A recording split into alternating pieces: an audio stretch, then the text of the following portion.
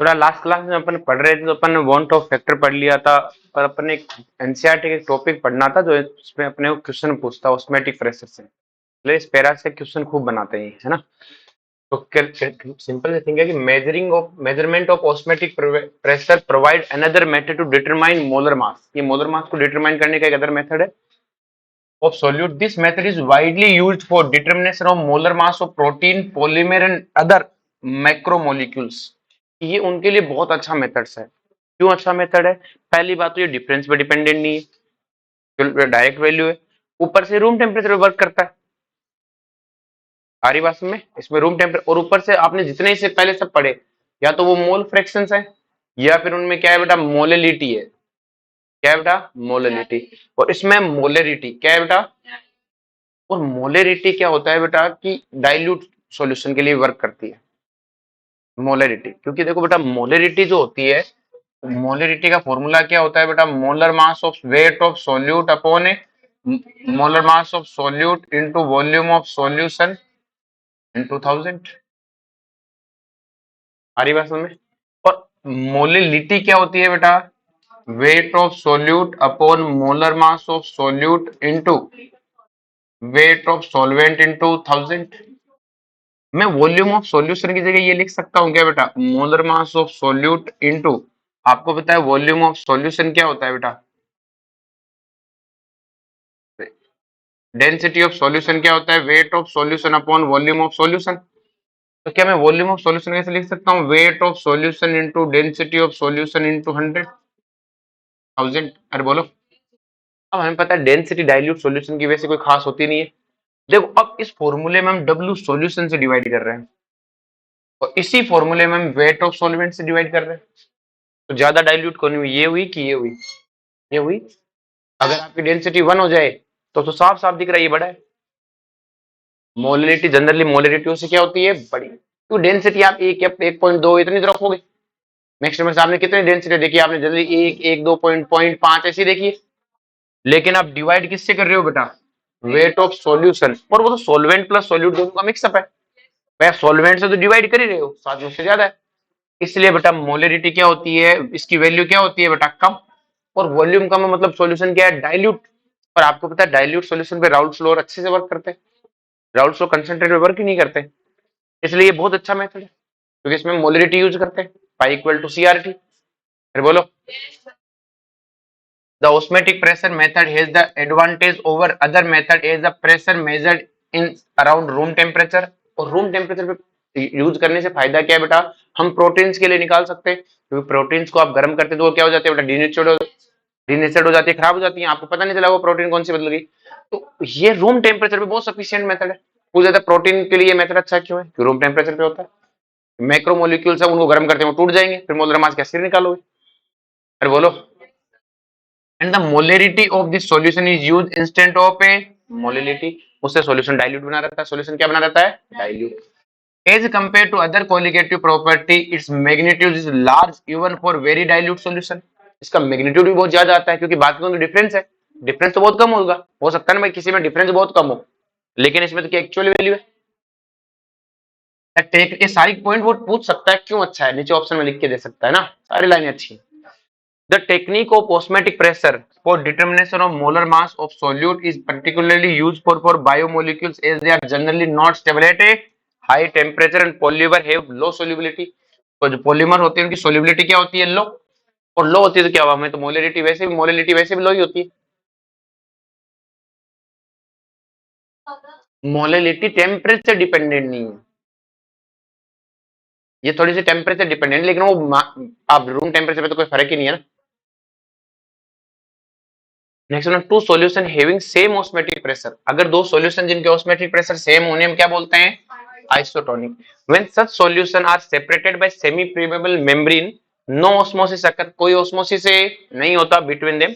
For example the osmotic pressure associate with fluid inside the blood cell. जो अपना बड़ा blood cell है उसके अंदर जो फ्लूइड है उसका ऑस्मोटिक प्रेशर जो है ना वो इक्वल है।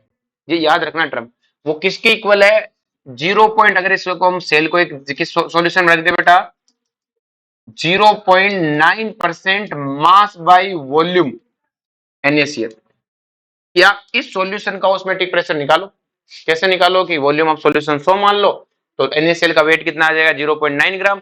और वैसे भी कोई जरूरत नहीं, ये दे रखा है हमें पता है पाई इक्वल टू क्या होता है CRT, C क्या होता है N अपॉन ए VRT, और N क्या होता है W solute upon A molar mass of solute into volume of solute, और कंसेंट्रेशन वॉल्यूम ml में तो 1000 से मल्टीप्लाई कर दो, और आपको पता है यही तो परसेंटेज W बाई V है, ये जगह रख दो, कहीं को सोल्व करना भैया। इसको 1000 को आप क्या लिख सकते हो, इंटू 10 कर सकते हो ना। कब जो वॉल्यूम हो, ये कंसेंट्रेशन तो है, इसकी ये हो गया डब्ल्यू अपॉन वी, तो मैं इस फॉर्मूले को क्या लिख सकता हूँ बेटा, percentage W by V upon molar mass of solute into into 10 RT। सही है, ये भी आप ये कॉपी में नोट कर लो अच्छे से। इसलिए हमें खूब बार आप क्वेश्चन देखोगे डब्ल्यू बाई वी दिया होता है, या बना लो, मैं तो कहता हूँ याद क्यों करना, डब्ल्यू बाई वी की वैल्यू रखो, मोलर मास से डिवाइड करो, क्या आ जाएगा पाई। तो जो NaCl का आता है, एक्सपेरिमेंटल बात है, जो NaCl का आता है ऑस्मोटिक प्रेशर किस कंसेंट्रेशन पे, वो तो नहीं, अपने जो फ्लूइड के जो अपने जो सेल है, उस सेल के अंदर जो फ्लूइड है उसका ऑस्मोटिक प्रेशर भी इतना ही है। फिर बोलो, तो अगर मैं सेल को इस सॉल्यूशन में रखूंगा तो जितना कंसेंट्रेट ये उतना ही कंसेंट्रेट है ये, तो क्या अंदर बाहर कुछ होगा क्या, नहीं, दोनों का ऑस्मोटिक प्रेशर सेम है, तो अंदर बाहर कुछ भी नहीं होना। क्लियर है। Sodium chloride solution called normal saline solution, इसे बोलते हैं normal saline solution. 0.9% concentration of NaCl क्या कहलाती है, नॉर्मल सलाइन सॉल्यूशन। तो जिस भी सॉल्यूशन की कंसेंट्रेशन, जो भी सॉल्यूशन कोई भी हमें सॉल्यूशन दे, अगर वो उतना ही ऑस्मेटिक प्रेशर रखता है जीरो जितना 0.9% NaCl रखता है, तो उसमें वो अगर उसको भी अगर फ्लूइड में रखेंगे तो वो भी क्या नहीं करेगा बेटा,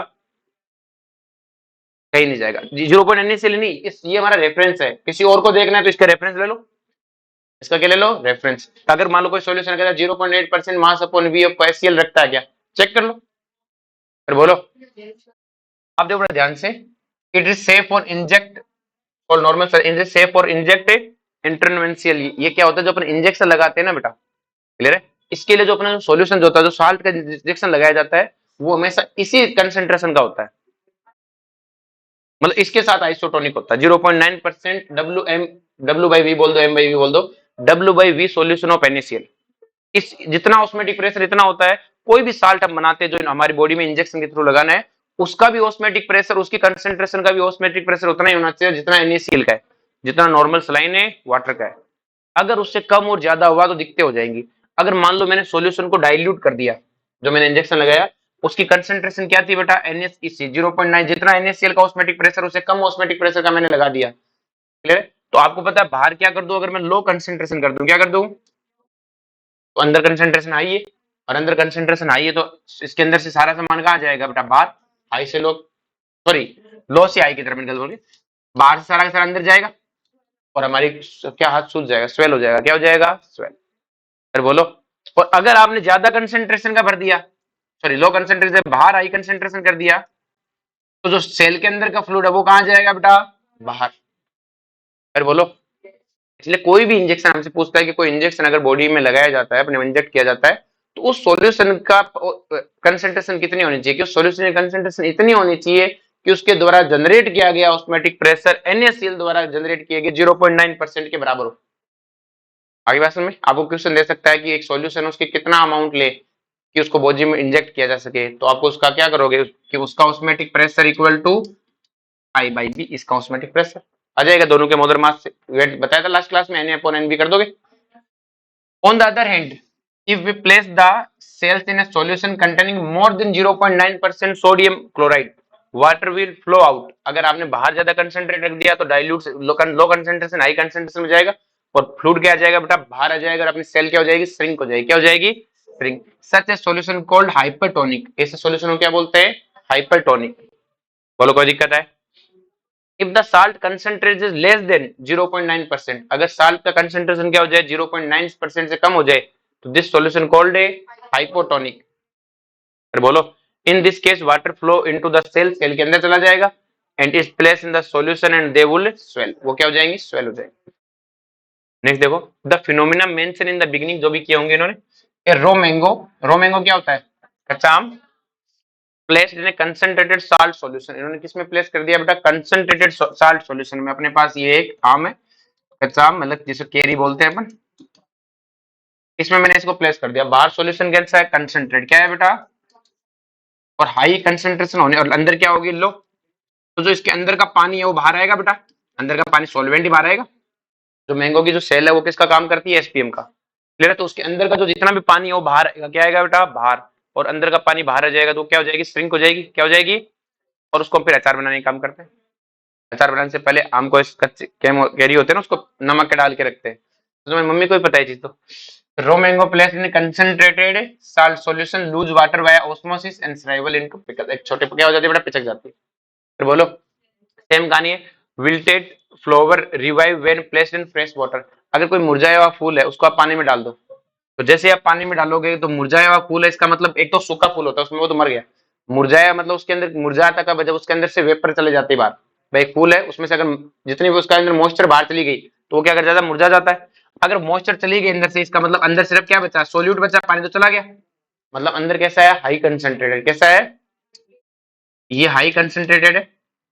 इनमें हम अब इसमें हमने पानी डाल दिया, अब बाहर फ्रेश वाटर डाला, एकदम साफ पानी। तो बाहर पानी डालने से बाहर क्या है बेटा, लो कंसेंट्रेशन, अंदर क्या है, तो अंदर से पानी बाहर, बाहर से पानी कहाँ जाएगा, अंदर। आप घर पे कर सकते हैं, एक नमक का पानी लो, एक साफ पानी लो, दोनों में मुरझाए फूल डालो, तो जो नमक वाला है वो वापस से खिलेगा नहीं, जबकि जो मुरझाया है वो वापस से खिल जाएगा। साफ पानी वाला क्यों, क्योंकि साफ पानी से क्या होगा बेटा, लो कंसेंट्रेशन होगी, और लो से हाई की तरफ फ्लो होता है ऑस्मोसिस में। लेकिन अगर आपने बाहर हाई कंसेंट्रेशन कर दिया तो बाहर से अंदर पानी नहीं जाएगा। नेक्स्ट वन है बेटा आपके पास, carrot that become limp because of water lose into the atmosphere can placed into the water making firm once again. जो अपने पास क्या होती है बेटा, गाजर होती है, बड़ी बड़ी क्या हो जाती है बेटा, मुरझा जाती है। आप उसमें पानी डाल दो, फिर से क्या डाल दो बेटा, पानी। जैसे पानी डालोगे वापस से क्या हो जाएगी बेटा, लिम्फ हो जाएगी। आप देखते भी हो गाजर को जनरली दुकान वाला पानी डालता ही रहता है उनपे। नेक्स्ट वन है, water will move into the through osmosis when placed in water containing less than 0.9% salt. अगर हम when placed in water containing less than 0.9% salt blood cells swell due to flow of water in them by osmosis, ये हमने पढ़ लिया।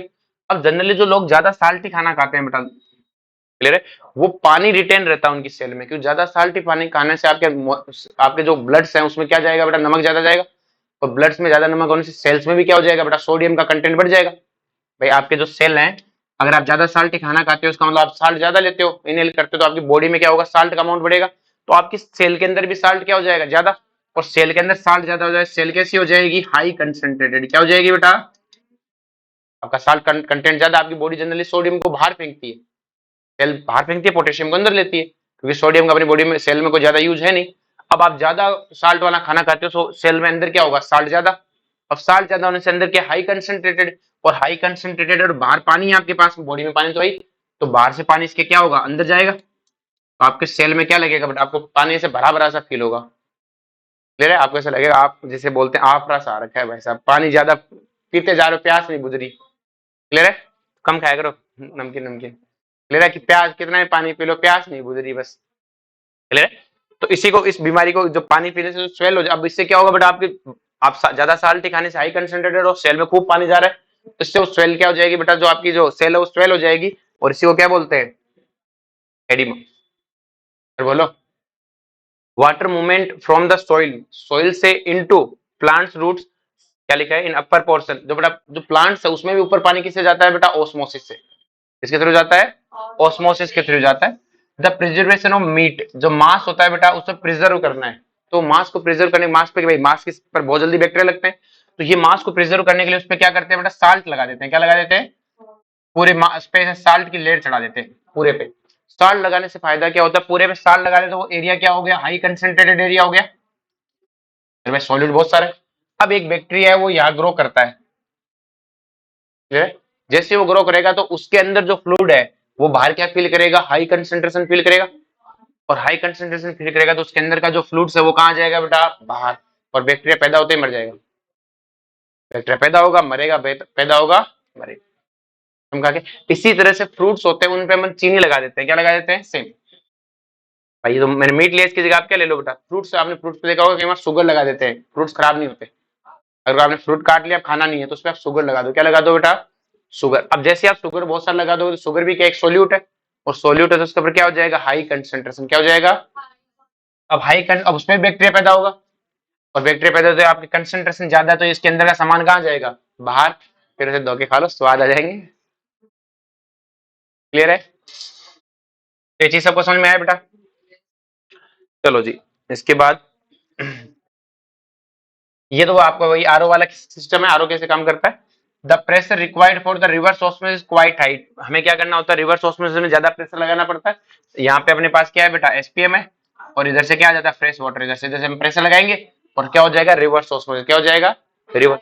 ए workable porous membrane is film is cellulose acetate. यहाँ जो salt जो आपके फिल्टर लगा होता है ना बेटा, जो आरओ में, वो किसका बना होता है? सेलुलोज एसीटेट का। अब ये क्वेश्चन आ सकता है कि आपके जो किसका बनाते हैं? सेलुलोज एसीटेट का। Over a suitable support, for a suitable support, उसके चारों सपोर्ट लगा देते। Cellulose acetate is permeable to water, permeable to water, ये पानी को तो आने देती है, but impermeable for a impurity and iron present in a sea water.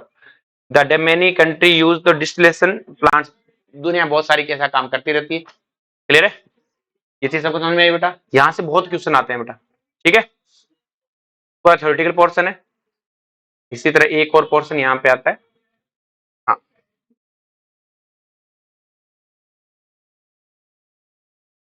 these memories can be animal और वेजिटेबल ओरिजिन। जो जनरली क्या होता है, जो हमारी एसपीएम होती है जब बनाते हैं बहुत सारी, वो एनिमल से भी बना सकते हैं, किसी वेजिटेबल ओरिजिन से भी बना सकते हैं। These occur naturally such as pig bladder और percent can be synthetic such as cellophane. तो जनरली पूछता है किस किस से बनता है, तो पिग ब्लेडर से बनता है और सेलोफेन से बनते हैं, और सेलुलोज एसीटेट की बनी होती है। क्या था? क्लियर हो बेटा? ये इसका थ्योरेटिकल पोर्शन था। क्या था बेटा? थ्योरेटिकल। अब अपन आगे बढ़ते हैं, न्यूमेरिकल करते हैं। ठीक है,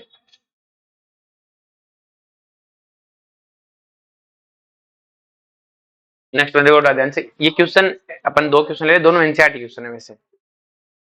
पूरा क्वेश्चन कभी नहीं पूछा जाएगा, बहुत लंबा क्वेश्चन है, पर इससे कंसेप्ट सारे क्लियर हो जाएंगे। क्लियर? बड़े क्वेश्चन है सारे, एक ही क्वेश्चन में समेटा हुआ है। क्वेश्चन देखो, 2 gram benzoic acid dissolved in 25 gram benzene due to their, क्या लिखा? Due to this decrease in freezing of benzene is 1.62 kelvin.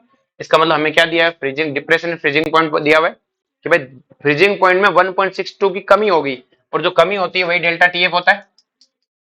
अरे बोलो, इसने फ्रीजिंग पॉइंट नहीं दिया, इसने ये कहता है ना नया फ्रीजिंग पॉइंट 1.62 केल्विन है, ये नहीं कहा है। उन्होंने कहा चेंज इन फ्रीजिंग पॉइंट कितना है? 1.62 केल्विन।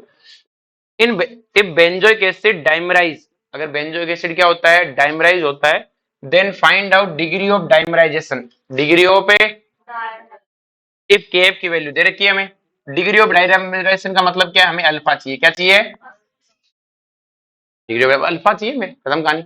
अब अल्फा चाहिए तो मुझे देखो क्या क्या दिया है। मुझे क्या बेंजोइक एसिड का वेट दिया हुआ है, मुझे बेंजीन का वेट दिया हुआ है, डेल्टा टीएफ दिया हुआ है। तो मुझे पता है delta TF equal to iota K F M. Delta TF की वैल्यू 1.62 है, आयोटा की पता नहीं, केएफ की वैल्यू कितनी दी है? 4.9। मोलिलिटी क्या होता है? Weight of solute. Weight of solute, solute कौन है? बेंजोइक एसिड, तो वेट ऑफ सॉल्यूट 2 ग्राम है। साथ में हमें पता है बेंजोइक एसिड का मोलर मास कितना होता है? 122 ग्राम। बेंजोइक एसिड का फॉर्मूला सबको पता है ना, यही तो होता है बेंजोइक एसिड। आप क्या करो? बेंजोइक एसिड के से मोलर मास से डिवाइड कर दो, तो weight of solute upon molar mass of solute into weight of a solvent into 1000। तो बोलो, इसे सोल्व आउट करेंगे तो आयोटा की जो वैल्यू आएगी वो अराउंड अराउंड आएगा 0.5014, मतलब हम 0.5 ले सकते हैं। फिर बोलो, तो आयोटा आ गया। अब आपको पता है डाइमराइज होता तो इसी तरह से लिखोगे, और मैंने कहा कंसेंट्रेशन कुछ भी हो, आप इनिशियल 1 दिखाओ, अल्फा निकालना है ना तो 1 दिखाओ, क्योंकि 1 तो अल्फा, अल्फा तो 1 पे डिपेंड है। 1 है 0, इसमें से अल्फा गया, क्या गया? तो आपको पता 2 से कितना बनता है? 1, तो अल्फा से कितना बनेगा? अल्फा बाई 2 मोल। ये तो अब आयोटा क्या होता है? एक्सपेरिमेंटल। एक्सपेरिमेंटल कितना है बेटा आपका? 1 minus alpha plus A alpha by 2 divided by 1, तो 1 माइनस अल्फा बाई 2। आयोटा कितना आया था बेटा? 0.5। तो जो आपका अल्फा आएगा वो 0.98 कुछ आ रहा है, क्योंकि इसने 0.5014 पूरा लिया है। तो इसको हम सोल्व आउट करेंगे तो ये कितना आएगा बेटा? 0.98, मतलब अराउंड अराउंड 100% है। 0.98 का मतलब 98%, मतलब 100% के अराउंड। नेक्स्ट क्वेश्चन है, फाइंड आउट अब normal molecular mass of benzoic acid. Next, अच्छा इसी क्वेश्चन का सेकंड पार्ट है कि जो मोलिकुलर अब नॉर्मल मोलिकुलर मास निकालना है बेंजोइक एसिड का, जो सॉल्यूट था। तो आपको आयोटा का एक फॉर्मूला, आयोटा क्या होता है? Experimentally mole divided by theoretical mole, और आपको पता है मोल के इनवर्सली होता है मोलर मास। तो फॉर्मूला क्या हो जाएगा? थ्योरेटिकल अपॉन ए एक्सपेरिमेंटल मोलर मास, और एक्सपेरिमेंटल मोलर मास को क्या बोलते हैं? अब नॉर्मल। तो आयोटा आपके पास कितना है? 0.5। फिर बोलो, मोलर मास अब नॉर्मल चाहिए तो अब नॉर्मल मोलर मास क्या होगा 244। फिर बोलो, नेक्स्ट क्वेश्चन है, ये भी अच्छा क्वेश्चन है पर काफी लंबा क्वेश्चन है। कहता है एसिटिक एसिड है जिसके 0.6 ml है, कितने बेटा 0. Density of acidic acid is 1.06 ग्राम पर ml। सोल्यूट की डेंसिटी दी है, सोल्यूट की क्या दी है वॉल्यूम। इसको डिसोल्व किया गया है 1 litre solution due to this freezing of point of water, freezing point of a water decrease by 0.0205 degree. तो चलो डिक्रीज मतलब डेल्टा टीएफ की वैल्यू तो गिवन है। फिर बोलो डिग्री में दे दें, इससे कोई फर्क नहीं पड़ता, डिफरेंस सेम होता है। Find out degree of dissociation मतलब अल्फा चाहता है, and dissociation constant of acidic acid मतलब के चाहता है। क्या चाहता है के, और के एफ की वैल्यू दे रखी है। आपको पता है एसिटिक एसिड है, उसका मोलर मास 60 होता है, डेंसिटी उसने कहा है 1.06 ग्राम पर एमएल है, और डेंसिटी सोल्यूट के तो सोल्यूट का वेट अपॉन सोल्यूट की वॉल्यूम, एसिडिक एसिड की वॉल्यूम कितने दी है उसने 0.6 ml। तो क्या मैंने सोल्यूट का वेट निकाल लेना है यहां से। अरे बोलो, उसने मुझे सोल्यूट सॉल्वेंट है पानी, उसने स्पेशल पानी बोला, पानी की वॉल्यूम कितनी है 1 लीटर, और पानी की डेंसिटी कितनी होती है 1 ग्राम है पर एमएल। तो क्या मुझे वेट ऑफ सॉल्वेंट मिल गया 1000 ग्राम।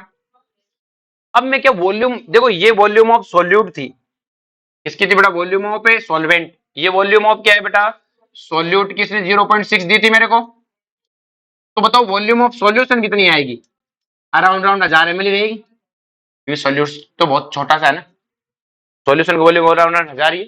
अब मुझे उसने डेल्टा टीएफ दिया है, और डेल्टा टीएफ दिया है, बात वीक एसिड है तो आयोटा मुझे पता नहीं, तो डेल्टा टीएफ का फॉर्मूला लिख लिया 0.02 iota KF W B upon M B into W into 1000। तो डेल्टा टीएफ का डिफरेंस है तो मैंने 0.02 लिख दिया। आयोटा मुझे पता नहीं है, जो जिसका डेल्टा टीएफ दिया डेल्टा टीएफ का फॉर्मूला लिख दो। आयोटा पता नहीं, के पता है, वेट ऑफ सॉल्यूट मैंने निकाल लिया, मोलर मास मुझे पता है, वेट ऑफ सॉल्वेंट 1000 है। मैं इसको सोल्व आउट किया, आयोटा है मेरे पास 1.01, कितना आया। अब मुझे पता है आयोटा आ गया तो अल्फा निकाल लूंगा कि सर कैसे, ये 1 था, ये 0 0 1 में से अल्फा गया, क्या बना बेटा अल्फा और ए, तो आयोटा क्या आ गया 1 प्लस ए अल्फा। तो और आयोटा की वैल्यू मुझे पता है 1 ये अल्फा समझ में आया कैसे, क्योंकि डिसोसिएशन में पानी में डिसोसिएट होता है, तो ये 1 में से अल्फा गया तो अल्फा अल्फा एक्सपेरिमेंटल मोल कितने हैं बेटा 1 प्लस ए अल्फा, और थ्योरेटिकल कितने हैं बेटा 1, तो 1 प्लस अल्फा डिवाइड बाई 1। हम थ्योरेटिकल हमेशा 1 लेते हैं क्योंकि हमें पता लास्ट में कटकटा जाना है, तो कहीं कोरोना करना, क्योंकि अल्फा तो डिफाइन ही 1 पर है। तो मुझे आयोटा की वैल्यू 1.01 है, अल्फा यहाँ से मैंने निकाला 0.01, मतलब अल्फा कितना है बेटा, मतलब ये 1% डिसोसिएट हुआ है। क्वेश्चन यही खत्म नहीं हुआ, क्वेश्चन उसने और आगे बढ़ाया, इतना कॉम्प्लेक्स नहीं आएगा अपने का, कभी अल्फा पूछेगा कुछ एक एक पार्ट पूछेगा।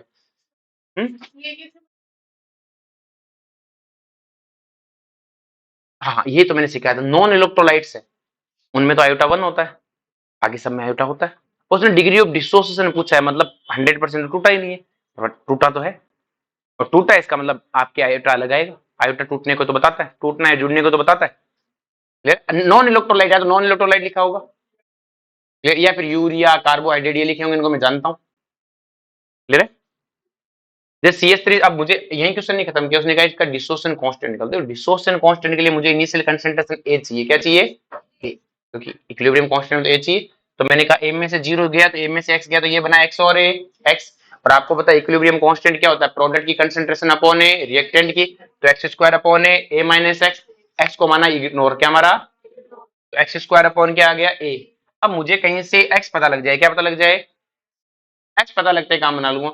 और आपको पता है बेटा A इक्वल टू, अब मुझे पहले तो A भी नहीं पता, कंसेंट्रेशन थोड़ी पता है इसकी CH3 से WH की, लेकिन मुझे पता है बेटा कि एसिडिक एसिड का मैंने वेट ऑफ सॉल्यूट निकाल लिया था, मोलर मास मुझे पता ही है, तो इसकी कंसेंट्रेशन मोलरिटी क्या होगी, weight of solute upon A molar mass of solute into volume of solution into 1000। Volume of solution तो 1000 है ही, सॉल्यूट का वेट मैंने निकाला ही था, मोलर मास मुझे पता ही है, सोल्व करके क्या निकाल लूंगा, कंसेंट्रेशन क्या निकाल लूंगा, और एक बार मुझे वो जो कंसेंट्रेशन आएगी वही तो ए है, और मुझे पता है जो अल्फा होता है वो क्या होता है एक्स अपॉन ए। तो बताओ एक्स कितना आ गया ए अल्फा, तो एक्स की जगह क्या लिख दो ए अल्फा, तो यहाँ क्या हो जाएगा अल्फा स्क्वायर ए स्क्वायर अपॉन ए, तो के क्या आ गया अल्फा स्क्वायर डॉट ए, यहाँ से ए निकाल लूंगा, अल्फा मेरे पास 0.1 आया था, ऊपर 1% है तो 0.01 आया था। अब कोई इतना बड़ा क्वेश्चन, अपने पास तो 1 मिनट होता है, लेकिन मैंने तो सारे कंसेप्ट एक ही क्वेश्चन में डाले। हो सकता है वो हमसे शुरुआत ही डिस्ट्रीब्यूशन कांस्टेंट की पूछ ले, हो सकता है वो सिर्फ हमसे अल्फा पूछ ले, हो सकता है सिर्फ आयोटा पूछ ले, पूछेगा कोई एक पार्ट, पर अपन ने सारी चीजें एक ही क्वेश्चन में डाल दी। हाँ, पर तो नहीं, ऐसे नहीं करेगा ना, वो क्या करेगा, पहले से अल्फा दे देगा, पहले से क्या दे देगा, अल्फा, ये फिर कंसंट्रेशन ये नहीं करवाएगा हमसे भाई, कंसंट्रेशन ये नोटिंग नहीं करवाएगा, शुरू वाली ये करवाइए ना, ये नहीं करवाएगा, ये नहीं करवाए तो कंसंट्रेशन देगा, मैं सीधा उड़ते हुए आऊंगा इधर से। अरे बोलो। चलो जी, नेक्स्ट बात करते हैं एंटी फ्रीजिंग सब्सटेंस की। अब जो एंटी फ्रीजिंग सब्सटेंस क्या होता है कि ऐसा सब्सटेंस जिसको यूज करने से फ्रीजिंग पॉइंट कम हो जाए, मतलब जैसे पानी 0 डिग्री पे जमता है, अगर मैं उसे डाल दूं तो अब पानी 0 डिग्री जगह क्या हो बेटा, -5 पे जमे, -10 पे जमे, तो मतलब उसको फ्रीज होने से बचा लिया मैंने, फ्रीज होने से। जैसे तुम कैफीन कॉफी पीते रहते हो तो वो क्या है, एंटी नींद, एंटी स्लीपिंग सब्सटेंस है। आपको नींद नहीं आती उससे पीने से, अब मत पीने लग जाना कि कॉफी पी पी के नींद उड़ा रहे हो, पढ़ो नहीं, नींद ऐसा हो जाएगा। क्लियर है, कॉफी पी के सो जाती है। वो क्या होता है बेटा, जैसे मैंने ऐसा होता है ना कि जैसे जो बेवड़े होते हैं उनको बेहोशी की दवाई भी काम नहीं करती।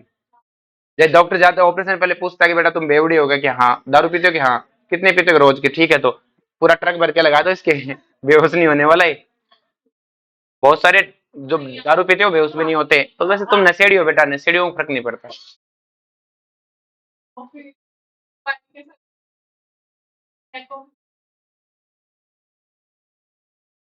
कुंभकर्ण था ना बेटा, उसका कोई अंश हो। क्लियर है, अब थोड़ा ध्यान से, तो substance which lower the freezing point of solvent known as a, और इसके लिए सबसे फेमस है इथाइलिन ग्लाइकोल। कौन है बेटा, अब इसका क्वेश्चन भी ऐसे ही आता है कि normal temperature of any place, कोई प्लेस है वहां पे नॉर्मल टेम्परेचर -14 डिग्री सेल्सियस रहता है। ठीक है, क्वेश्चन फिर शुरू करता है कि we use 31% by mass ethylene glycol in the water, in the water, पानी में हम 31% क्या यूज करते हैं, इथाइलिन ग्लाइकोल यूज करते हैं। This solution is suitable for car radiator. पहले कार में क्या होता था, कार की कूलिंग सिस्टम को बनाए रखने के लिए कार रेडिएटर में पानी डालते थे, आजकल तो कूलिंग सिस्टम आता है, पहले पानी डालते थे कार रेडिएटर में। क्लियर है, तो अपने तो ठीक है, अपने भी, आप तुमने अगर छोटे थे तुम देखो कि लोग गाड़ियों में सर्दियों में धक्का मारते रहते हैं, है ना, क्योंकि उनके कार रेडिएटर का पानी जम जाता है, पानी जम गया तो गाड़ी स्टार्ट नहीं हो पाती। तो उसको क्या करते थे बेटा कि अब सिंपल, अपने तो चलो ठीक है, जैसे साइबेरियन कंट्रीज है, इनमें तो सिंपल सी कहानी, बहुत माइनस में टेम्परेचर रहता है, गाड़ी जमी खड़ी रहेगी उनकी, तो धक्का मारते रहो। तो वो क्या करते हैं कि पानी में एंटी फ्रीजिंग सब्सटेंस डालते हैं, तो वो कहता है कि मैंने 31% बाई मास इथाइलिन ग्लाइकोल डाला, तो कहता है इससे वो कार रेडिएटर जमेगा कि नहीं जमेगा, कार्य वो सुटेबल है कि नहीं, इसका मतलब यही होता है। तो आपको पता करना है कि 31% बाई मास का सॉल्यूशन को डालने से फ्रीजिंग पॉइंट पानी का कितना हो गया। तो मुझे पता है कि के एफ इक्वल टू क्या है, 1.86, ये गिवन आएगा।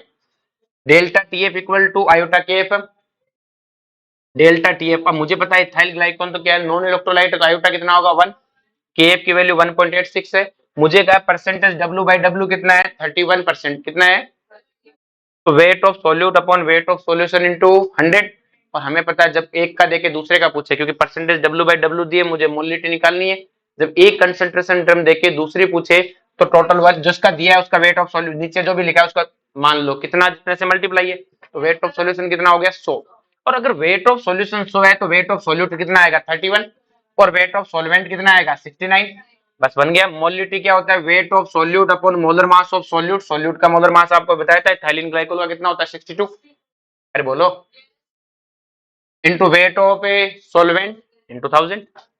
सोल्व करने में हमारा जो डेल्टा टीएफ आया हुआ है 13.47, और डेल्टा टीएफ क्या होता है बेटा, ज्यादा माइनस कम, तो हमने non volatile solute minus freezing point घटा, इसका मतलब सॉल्यूशन का क्या हुआ कम, तो टी नो टाइप माइनस से टी डैश है इक्वल टू 13.47, और पानी का फ्रीजिंग पॉइंट कितना होता है 0, तो हमने सीधा 0 रख दिया। किस कुछ भी रख सकते हैं, मैंने कहा दोनों डिग्री में लो तो डिग्री में आ जाएगा, तो इसको डिग्री में लिया तो यहाँ से टी डैश कितना आया बेटा -13.47, मतलब इतने सोल्यूट को डालने के बाद फ्रीजिंग पॉइंट -13.47 हो चुका है, लेकिन वहां तो -14 डिग्री टेम्परेचर है, तो पानी जमेगा कि नहीं जमेगा, जम जाएगा।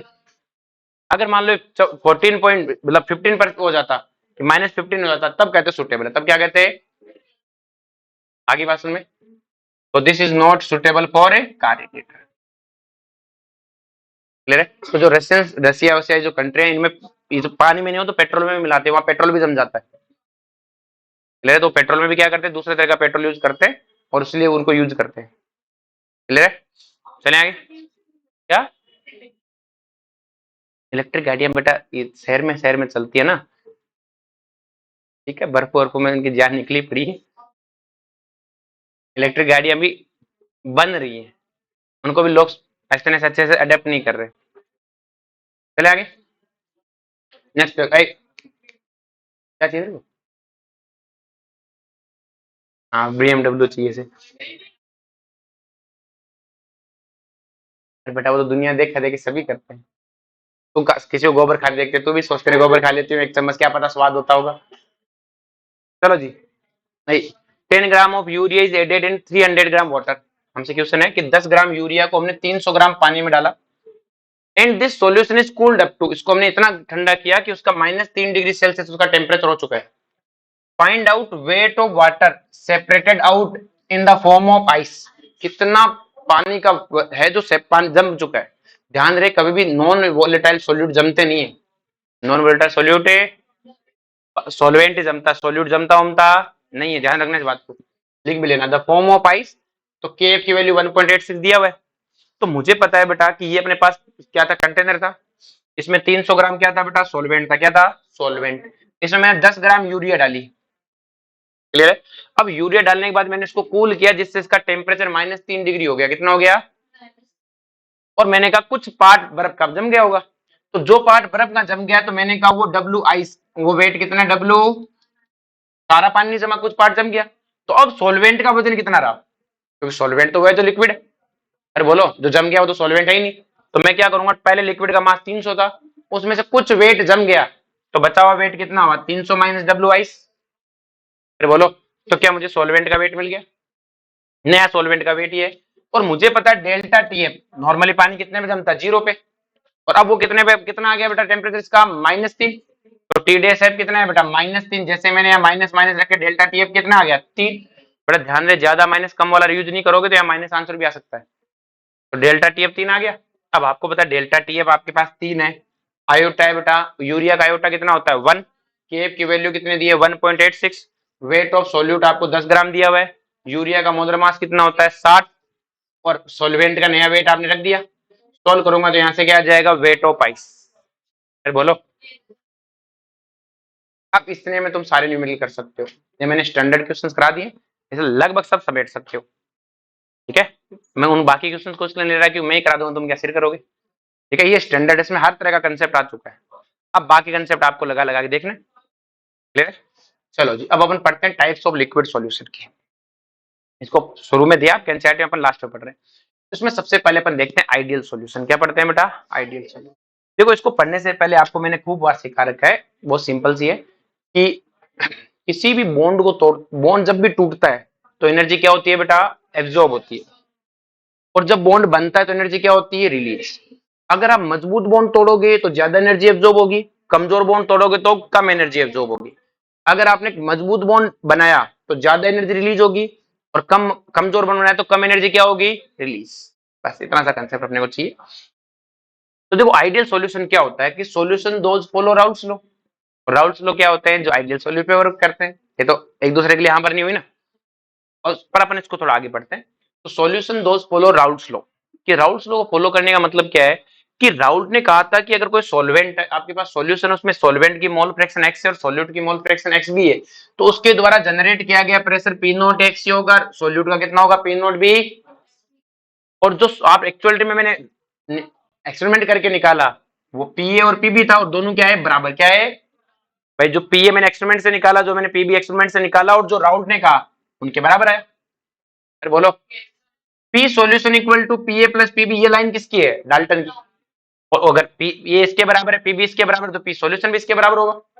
मतलब जो डाउट ने कहा हमें और एक्सपेरिमेंट से वही निकला, उस सॉल्यूशन को हमने क्या बोला, आइडियल। क्या बोला, ये राउल्ट ने कहा था और ये एक्सपेरिमेंट से निकले थे, दोनों बराबर है। अब ऐसा हुआ क्यों, ऐसा इसलिए हुआ क्योंकि देखो, जब भी हम सॉल्वेंट और सॉल्यूट को मिलाते हैं तो सॉल्वेंट अपने इंटरमोलिकुलर अट्रैक्शन को तोड़ता है। अपने इंटरमोलिकुलर अट्रैक्शन को क्या करता है, तोड़ता है। तो इंटरमोलिकुलर अट्रैक्शन सॉल्वेंट में है, इंटरमोलिकुलर बोला सेकेंडरी बॉन्ड जिसे बोलते हैं केमिकल बॉन्डिंग में, वो इंटरमोलिकुलर अट्रैक्शन सॉल्वेंट में कैसे हैं, ए टाइप के। भाई ए जितने मोलिक्यूल उनको मैंने ए बोला तो ए टाइप बोलूंगा, और सोल्यूट में उन्हें मैं क्या बोलूंगा, बीबी टाइप। तो मैंने कहा यहाँ बीबी टाइप के, यहाँ ए टाइप के। जब मैंने इन दोनों को मिलाया तो सोल्वेंट अपने बॉन्ड तोड़ेगा, सोल्यूट अपने इंटरेक्शन तोड़ेगा, और नए इंटरेक्शन क्या जनरेट करेगा, ए बी, तभी तो घुलेगा। अरे बोलो, तो इसका मतलब यहाँ दो हो रहा है, काम हो रहा है कि सोल्वेंट अपने बॉन्ड तोड़ रहा है, सोल्यूट अपने बॉन्ड तोड़ रहा है, तो मतलब पहले बॉन्ड डिसोसिएशन हो रहा है और फिर क्या हो रहा है, बॉन्ड ए फॉर्मेशन। अब मैंने एक स्टेटमेंट दिया, इसको समझाते हैं कि if intermolecular attraction of solution, जो सॉल्यूशन है उसके जो इंटरमोलिकुलर अट्रैक्शन है मीन बाय इक्वल, अच्छा नियर बाय लिखा है, sorry, near by equal to intermolecular attraction of a solvent and solute. और वैसे इनका मतलब नियर बाय मतलब इन दोनों का एवरेज, इन दोनों का, मान लो इसका इंटरमोलिकुलर 5 है, इसका कितना है 10 है, तो इन दोनों का जो एवरेज आता है उसके नियर बाय किसका इक्वल होना चाहिए बेटा, सॉल्यूशन का। अरे बोलो, मतलब इन सब का जो आप इसका जो इंटरमोलर अट्रैक्शन है वो इन दोनों के एवरेज के क्या हो बेटा, नियर बाई, एवरेज के क्या हो, एवरेज बोलना ज्यादा अच्छा है, तो दोनों का अलग अलग आएगा, दोनों का एवरेज के क्या हो जाए बेटा, ये नियर बाई। मतलब जैसा बॉन्ड इसमें वैसा बॉन्ड इसमें, इन दोनों के एवरेज जितना ही बॉन्ड है इसमें, मतलब जैसा बॉन्ड तोड़ा वैसा ही बना दिया, जैसा तोड़ा वैसा ही, तो आइडियल सोल्यूशन होता है। तो क्या होता है, अब देखो बड़ा ध्यान से, हमें ये नहीं पूछ के चीजें ये वाली पूछते रहते हैं, आ गई वो, ये पूछते रहते हैं अपने को, एंथैल्पी ऑफ मिक्सिंग क्या पूछते हैं, एंथैल्पी ऑफ है। तो आपको पता है एंथैल्पी ऑफ मिक्सिंग, जैसा मैंने बॉन्ड तोड़ा वैसे ही बनाया, तो तोड़ते समय मैंने कहा प्लस 300 जूल एब्जॉर्ब की, तो क्या उतनी स्ट्रेंथ का बनाऊंगा तो उतनी एनर्जी को रिलीज कर दूंगा। मैं तोड़ते समय 300 जूल एब्जॉर्ब हुई, बनाते समय 300 जूल रिलीज होगी, तो जितनी एब्जॉर्ब हुई उतनी रिलीज होगी, तो बताओ नेट क्या आएगा। तो डेल्टा एच मिक्सिंग क्या हो गया बेटा, जीरो। क्या पहला कंसेप्ट समझा। फिर कहता है डेल वॉल्यूम ऑफ मिक्सिंग। तो देखो वॉल्यूम होती है किसी भी चीज की, वो बॉन्ड लेंथ के प्रोपोर्शनल होती है। अगर मान लो कोई दो मॉलिक्यूल में इतना सा बॉन्ड है और इतना बड़ा बॉन्ड है, तो किसकी वॉल्यूम ज्यादा होगी, जिसकी बॉन्ड लेंथ ज्यादा होगी। और जो बॉन्ड लेंथ होती है वो बॉन्ड स्ट्रेंथ की क्या होता है, इनवर्सली। मतलब जिसका बॉन्ड लेंथ ज्यादा होगी उसकी बॉन्ड स्ट्रेंथ क्या होगी, कम। मतलब जिसकी बॉन्ड स्ट्रेंथ ज्यादा उसकी बॉन्ड लेंथ कम, बॉन्ड लेंथ कम तो वॉल्यूम भी कम। लेकिन आइडियल सॉल्यूशन में तो जैसा बॉन्ड तोड़ा वैसा ही बनाया, मतलब जैसी बॉन्ड स्ट्रेंथ पहले थी वैसी बॉन्ड स्ट्रेंथ अब है। पर अगर बॉन्ड स्ट्रेंथ सेम है तो आपको पता है बेटा बॉन्ड लेंथ भी क्या होगी, सेम। और बॉन्ड लेंथ सेम होगी तो मतलब चेंज इन वॉल्यूम भी क्या होगा, सेम। और चेंज इन वॉल्यूम सेम होगा तो मतलब वॉल्यूम ऑफ मिक्सिंग क्या मिलूंगा, जीरो। तो जैसे मैंने 5 ml सॉल्वेंट लिया, 5 ml सोल्यूट लिया, दोनों को मिलाया, सोल्यूशन बना 10 ml, तो बताओ डेल्टा वी मिक्सिंग जीरो है कि नहीं है, कहां जीरो, बता, अरे बोलो जीरो है कि नहीं है, कैसे। हाँ, मिलाने से पहले तो 5 और 5 कितने हुए, 10, मिलाने के बाद भी 10। अरे बोलो, ऐसे मत देखो सर 5 से 10 हो गया तो चेंज हो गया। अरे दोनों का मिक्स करके देखो ना भाई, मिलाने से पहले 5 और 5 कितने हैं, 10, अलग अलग 10 थे, मिलाने के बाद में भी कितने हैं, 10। अरे बोलो, ऐसे, आप एवरेज 5 और 5 10, 10 बटा 2 कितना हुआ, 5। बॉन्ड स्ट्रेंथ का एवरेज देखना है। अरे बोल समझी क्या, बॉन्ड स्ट्रेंथ का एवरेज किसका देखना है, वॉल्यूम तो 5 और 5 कितने हैं, 10। अरे बोलो, नेक्स्ट वन है बेटा entropy of mixing. Entropy of, upon entropy के बारे में खूब पढ़ा थर्मोडायनेमिक्स में। एंट्रोपी क्या होती है, रेंडमनेस। क्या होती है, अगर अपन सिंपल सी कहानी है, जो अपना क्या नाम है, हिमांशु है, हिमांशु को पकड़ के अपने सोलेवेंट में फेंक दिया, और हिमांशु को पूछा हिमांशु क्या दिख रहा है, तो ये क्या होगा, पूरे सोलेवेंट में घूमता रहा, ए टाइप का मॉलिक्यूल दिखा। हमने इसको पकड़ के सोल्यूट में फेंक दिया, इसके हर जगह क्या दिखेगा बेटा, बी टाइप का मॉलिक्यूल। मैंने क्या देखा कि सर पूरा सोलवेंट अरेंज है, पूरा सोल्यूट अरेंज है। फिर हमने इसको सॉल्यूशन में फेंक दिया और पूछा अब बता कि सर कभी ए दिखता है, कभी बी दिखता है, कभी ए दिखता है, कभी, तो क्या पहले से रेंडमनेस आई कि नहीं आई। और ये तो हमने थर्मोडायनेमिक्स में पढ़ा था, मिक्सिंग से हमेशा रेंडमनेस बढ़ती है। तो हमेशा जब दो सॉल्यूशन को मिलाया जाएगा तो रेंडमनेस तो हमेशा ही बढ़ेगी, चाहे कैसा सॉल्यूशन हो। तो डेल्टा मिक्सिंग कैसा होगा बेटा, ग्रेटर देन ए। अब आप ये भी पढ़ के आए थे डेल्टा जी इक्वल टू क्या है, delta H minus T delta H. और डेल्टा एच तो इसकी जीरो है, तो डेल्टा जी क्या है, माइनस टी डेल्टा एच। और आपको पता है इसका डेल्टा एच कैसा है बेटा, ग्रेटर देन है जीरो।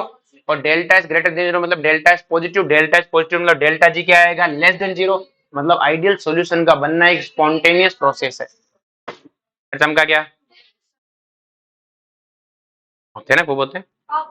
ये ज्यादा होते हैं ना बेटा, आइडियल औलादे बहुत कम होती है ना, खत्म औलादे ज्यादा होती है। हाँ स्पॉन्टेनियस है, आइडियल बनना स्पॉन्टेनियस है, कुछ करना ही नहीं है, आदर्शों में चलना कोई बड़ी बात थोड़ी है, लेकिन नहीं, बिग डील ज्यादा है। Next one, sorry, non ideal solution की बात करें, किसकी बात करें बेटा, नॉन आइडियल, आइडियल गैस नहीं मिलती, सॉल्यूशन तो मिलते हैं। नॉन आइडियल सॉल्यूशन की बात करें बेटा, नॉन आइडियल सॉल्यूशन की बात करने से पहले इसके टाइप पढ़ लेते हैं, तब जल्दी समझ में आता है। इसका दो टाइप है, एक है पॉजिटिव डेविएशन सॉल्यूशन और एक है नेगेटिव डेविएशन। पॉजिटिव डेविएशन क्या है कि solution those solve positive deviation from a Raoult's law, और नेगेटिव डेविएशन क्या है, solution those so negative deviation from a, कि सिर्फ पॉजिटिव डेविएशन का मतलब राउल्स रो रो के बोला कि सॉल्वेंट का पी नॉट एक्स से आया और रियलिटी में उससे ज्यादा आया, जो पी है उससे क्या आया, ज्यादा, तो जितना राउल्ट ने बोला उससे ज्यादा आ गया। राउल्ट ने कहा पी नॉट भी एक्स भी आएगा सॉल्यूट की, और आया क्या उससे ज्यादा, और सॉल्यूशन जो P A plus P B होता है तो वो भी क्या आएगा बेटा, ज्यादा ही आएगा। तो जितना राउल्ट ने कहा उससे क्या आ गया, सॉरी यहाँ प्लस का साइन है, जितना है बेटा उससे क्या आया, ज्यादा। अरे बोलो, तो इससे हमने क्या बोला, पॉजिटिव डेविएशन, क्या बोला, समझा। अब नेगेटिव डेविएशन क्या है कि जितना राउल्ट ने कहा उससे क्या आया, कम, तो राउल्ट ने कहा इतना आएगा, लेकिन लिटरली में जो राउल्ट ने कहा पी नॉट एक्स से आएगा, और जो आया वो उससे कम आया। राउल्ट ने कहा पी नॉट बी एक्स भी आया, जो आया उससे क्या आया, कम। तो जो पी सॉल्यूशन है जो कि P A plus P B होता है, वो भी क्या आएगा, जितना राउल्ट ने कहा उससे कम। अब ऐसा आया क्यों, इसको समझते हैं। देखो पॉजिटिव डेविएशन बनते समय जो इंटरमोलिकुलर अट्रैक्शन थे, किसके बेटा, सॉल्यूशन के, जो सॉल्यूशन के इंटरमोलिकुलर अट्रैक्शन है वो क्या निकले बेटा, वीक निकले, क्या निकले, वीक, किसके कंपैरिजन में, सोल्यूट और सॉल्वेंट के एवरेज से। मैं हमने सॉल्वेंट था हमारे पास, उसका बॉन्ड देखा, सोल्यूट का बॉन्ड देखा, और जो नया बॉन्ड बना वो कमजोर बन गया, क्या बन गया, तो पुराने बॉन्ड मजबूत थे और नया बॉन्ड कैसा है, कमजोर। तब हमें पॉजिटिव डेविएशन मिले, हमने चेक किए फिर, तो हमने कहा इनका सॉल्यूशन का बॉन्ड कमजोर है और सोल्यूट का बॉन्ड क्या है, स्ट्रॉन्ग। तो असली डेफिनेशन तो ये हुई ना, राउल्ट वाली थोड़ी हुई, असली डेफिनेशन क्या हुई, पॉजिटिव डेविएशन की। आइडियली क्या हुई कि इंटरमोलिकुलर अट्रैक्शन सेम मिले, अगर नया बॉन्ड क्या मिला, कमजोर, तो कैसा डेविएशन आएगा, पॉजिटिव। अब नया बॉन्ड आपका कमजोर निकल गया, ये चीज समझ में आई, तो अब इन चीजों को समझना फिर से। तो अब आपको पता है कि आपने पुराना बॉन्ड स्ट्रॉन्ग था, तो मजबूत बॉन्ड तोड़ते समय आपने प्लस 400 जूल एब्जॉर्ब की, और नए बॉन्ड आपने कैसे बनाने, घटिया कमजोर, तो आप कम एनर्जी रिलीज करोगे। तो बताओ ओल और एब्जॉर्ब की रिलीज की, तोड़ते समय आपने 400 जूल मजबूत बॉन्ड तोड़े, तो एब्जॉर्ब खूब सारा किया, बनाते समय आपने घटिया बॉन्ड बनाए, कम एनर्जी रिलीज की, तो ऑल ओवर क्या हुआ, एब्जॉर्ब, और ऑल ओवर एब्जॉर्ब हुआ तो बताओ डेल्टा जी मिक्सिंग कैसा आएगा, ग्रेटर देन जीरो, एंडोथर्मिक है। अरे बोलो, नेक्स्ट बात करते हैं डेल्टा वी मिक्सिंग, किसकी बात करते हैं, तो आपको पता है नया बॉन्ड कमजोर बनेगा, नया बॉन्ड कमजोर बनेगा, इसका मतलब बॉन्ड स्ट्रेंथ क्या है, कम, बॉन्ड स्ट्रेंथ कम मतलब बॉन्ड लेंथ ज्यादा, और बॉन्ड लेंथ ज्यादा मतलब वॉल्यूम भी ज्यादा, और वॉल्यूम ज्यादा मतलब डेल्टा वी मिक्सिंग क्या आया, जैसे मैंने क्या किया बेटा, 5 ml मिलाया, तो पक्का गारंटी है सॉल्यूशन की वॉल्यूम 10 से ज्यादा होगी, 10 से क्या होगी, हमें एक क्वेश्चन दे सकता है कि सॉल्वेंट की वॉल्यूम 5 ml है, सॉल्यूट की वॉल्यूम 5 ml है, मिलाने के बाद सॉल्यूशन की वॉल्यूम क्या होगी, एक ही ऑप्शन होगा जो 10 से ज्यादा लिखा होगा। अरे बोलो, अब डेल्टा मिक्सिंग तो हमें पता है, मिलाने पे हमेशा एंट्रोपी क्या होती है, ग्रेटर देन जीरो, तो डेल्टा जी मिक्सिंग क्या होता है, delta H minus T delta S, delta H आपका पॉजिटिव है, डेल्टा एस क्या आपका क्या है, पॉजिटिव। अब रिएक्शन स्पॉन्टेनियस कब होगी, जब डेल्टा जी क्या है, नेगेटिव, और डेल्टा जी नेगेटिव कब आएगा, जब डेल्टा एच की वैल्यू टी डेल्टा एस से क्या हो बेटा, छोटी, ये छोटी होगी, बड़ा होगा तो ऑल ओवर क्या आएगा, नेगेटिव। अरे बोलो, सेम कहानी बेटा नेगेटिव डेविएशन में क्या होता है कि जो नया बॉन्ड बना है वो स्ट्रॉन्ग है पुराने वाले से, मतलब कि सॉल्यूशन में जो इंटरमोलिकुलर अट्रैक्शन है वो सॉल्वेंट और सॉल्यूट से क्या है बेटा, मजबूत, और नया बॉन्ड अगर मजबूत है, क्लियर है, मतलब जितना सॉल्यूट और सॉल्वेंट का बॉन्ड था उससे मजबूत बॉन्ड बन गया, क्लियर है। अब बॉन्ड मजबूत बन गया मतलब आपने तोड़ते समय तो आपने प्लस 300 जूल एब्जॉर्ब की, कमजोर बॉन्ड तोड़े, और नया बॉन्ड क्या है, स्ट्रॉन्ग बनाया, क्या बनाया, और बॉन्ड बनाने पे एनर्जी रिलीज होती है, आपने ज्यादा एनर्जी रिलीज कर दी, क्योंकि कमजोर को तोड़ते समय कम एब्जॉर्ब हुई, और फिर स्ट्रॉन्ग बनाया तो ज्यादा एनर्जी क्या होगी, रिलीज। तो बताओ ऑल ओवर एब्जॉर्ब होगी कि रिलीज होगी, रिलीज, खर्चा ज्यादा हो गया, तो डेल्टा एच मिक्सिंग क्या हो गया, लेस देन जीरो, एक्सोथर्मिक है। तो जितनी भी रिएक्शन जो एक्सोथर्मिक है, अगर दो सॉल्यूशन को मिलाने पर एक्सोथर्मिक प्रोसेस है, जैसे एसिड और बेस, क्या है, एक्सोथर्मिक, क्या है बेटा, एसिड और बेस को मिलाने पर एनर्जी रिलीज होती है, एक्सोथर्मिक मतलब वो कैसे सॉल्यूशन बनाते हैं, नेगेटिव डेविएशन। फिर बोलो, अब मुझे पता नया बॉन्ड स्ट्रॉन्ग बना है, नया बॉन्ड स्ट्रॉन्ग बना मतलब बॉन्ड स्ट्रेंथ क्या है, ज्यादा, और बॉन्ड स्ट्रेंथ ज्यादा है, इसका मतलब वॉल्यूम क्या होगी, बॉन्ड लेंथ क्या होगी, कम, और बॉन्ड लेंथ कम तो वॉल्यूम भी कम। तो delta we me less than zero, मतलब अगर मैं 5 ml बनाऊं तो पक्का गारंटी है नया वाला 10 से कम बनेगा, 10 से क्या बनेगा। और एंट्रोपी तो आपको पता है जब भी मिलाऊंगा ग्रेटर देन क्या आएगी, जीरो। और डेल्टा जी की फॉर्मूला क्या है, delta H minus A T delta S. और डेल्टा एच आपका नेगेटिव है, डेल्टा एस आपका पॉजिटिव है, तो क्या ऑल ओवर डेल्टा जी क्या आएगा, लेस देन जीरो। ये भी नेगेटिव डेविएशन बनना भी क्या है, स्पॉन्टेनियस। बोलो कोई दिक्कत है, तो नेगेटिव डेविएशन भी स्पॉन्टेनियस और आइडियल सॉल्यूशन भी क्या है, स्पॉन्टेनियस। पॉजिटिव सॉल्यूशन भी स्पॉन्टेनियस है, पर उसकी स्पॉन्टेनिटी को छेड़ा जा सकता है टेम्परेचर चेंज करके। क्लियर है, यहां तक कोई दिक्कत। अब सारी समस्या है कि यार चुपचाप निकलो मत, ये कैसे लिखा आपने।